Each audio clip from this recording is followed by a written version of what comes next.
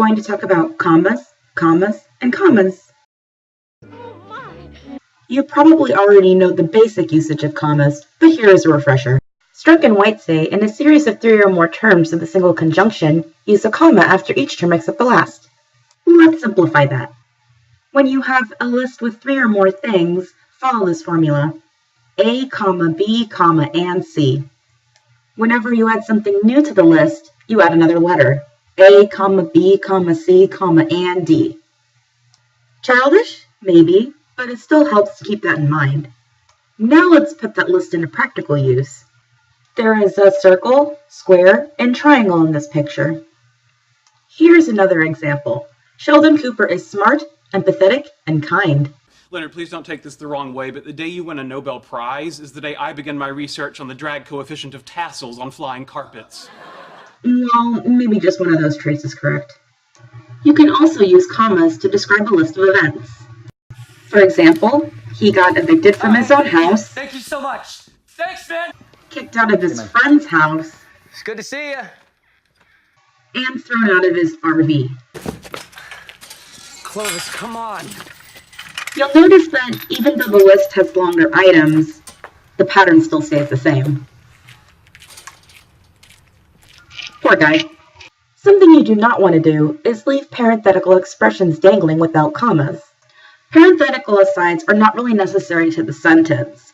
Personally, I don't think it's a good idea to use parentheses too much in an essay, so a good alternative to that would be using double commas. So when using double commas, remember to keep both of them in and where to put them. Here's an example of what not to do. The sentence all runs together and needs commas in 2 places. The commas should go here and here to split up the parenthetical expression from the rest of the sentence. You can also use commas for non-restrictive clauses,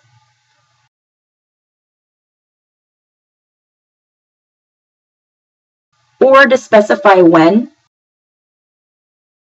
and where something took place. When you're using a restrictive relative clause, on the other hand, you don't need commas then. Another thing that you should not do is join 2 independent clauses with a comma. That's the job for semicolons. You can use commas when you have a conjunction splitting them up, like and or but. When you're starting the second clause with an adverb, then you need a semicolon.